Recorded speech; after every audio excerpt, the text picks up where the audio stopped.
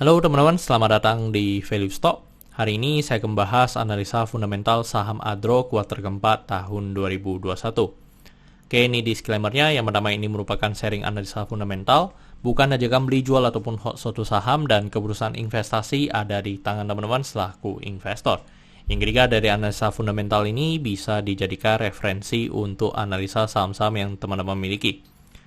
Oke, pertama-tama kita masuk ke bisnis model dari saham Adro ini. Untuk kegiatan usahanya bergerak di 8 sektor ini ya, yaitu mining, service, power, logistik, land, water, capital, sama foundationnya. Dan untuk sumber income utamanya berasal dari penjualan batu bara.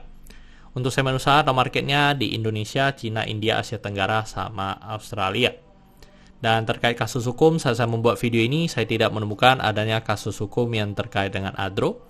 Untuk kepemilikan saham dimiliki oleh Adaro sebesar 43,91%, Gelari Baradil Thohir sebesar 6,18%, masyarakat sebesar 49,91%. Dan teman-teman, kita bisa lihat dari segi pendapatannya mengalami kenaikan sekitar mendekati 60% di tahun 2021. Karena memang dari kenaikan komoditas ya teman-teman.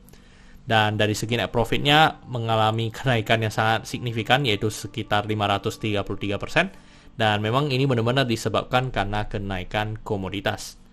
Terus untuk dari segi aset mengalami kenaikan dan kenaikannya sebesar 20,3%. Untuk dari segi utang juga mengalami kenaikan dan kenaikannya sebesar 30,4%. Dan dari segi modal juga mengalami kenaikan dan kenaikannya sebesar 14,2%. Dan teman-teman, ini merupakan summary laporan keuangannya dari 2014 sampai 2021. Di sini saya akan banyak membahas tentang rasio keuangannya. Yang pertama adalah NPM atau Net Profit Margin. Untuk Net Profit Margin 2021 ini sebesar 23,33%, yang mengalami lonjakan yang cukup signifikan ya dibanding dengan tahun sebelumnya. Terus dari segi EPS-nya juga mengalami kenaikan signifikan menjadi 416 dan membuat pernya di 6,78 kali. Terus dari segi book value di 1991 dan membuat PBV-nya di 1,42 kali.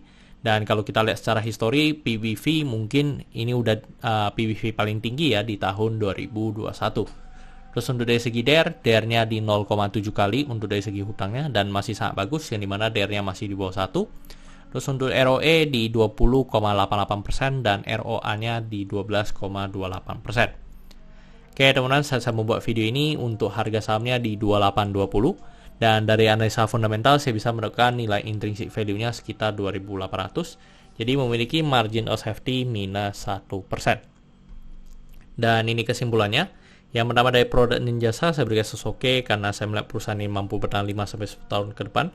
Untuk GCK saya berikan sesoke karena tidak memiliki kasus hukum. Yang kedua, memiliki pemegang saham mayoritas.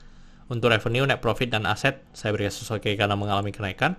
Untuk liability, saya berikan sesoke karena DER-nya di bawah 1. Untuk book value, saya berikan sesno karena harga jualnya sudah di atas harga book value-nya.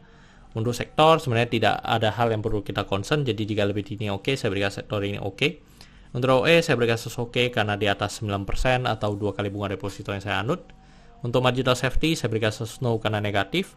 Untuk dividen, saya berikan sesoke karena selama 5 tahun terakhir, untuk saham Adro ini masih sangat royal memberikan dividen kepada investornya.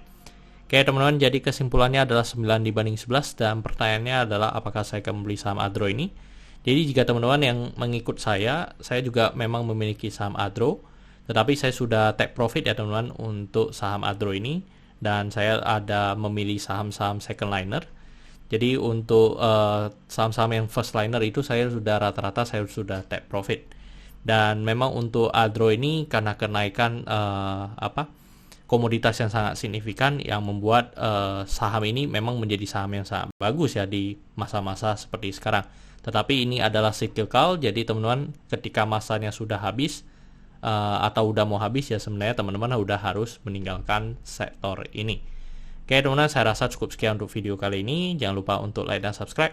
Jangan lupa juga untuk follow saya di Instagram saya di royken13. Dan teman-teman, saya ada membuat grup Telegram, jadi teman-teman bisa join grup Telegram saya di Value Stock. Untuk linknya teman-teman bisa dapatkan di deskripsi di bawah. Dan teman-teman, saya juga memiliki website yaitu di valuestock.id. Dan di mana valuestock.id ini saya akan lebih banyak concern untuk mengajar tentang analisa fundamental.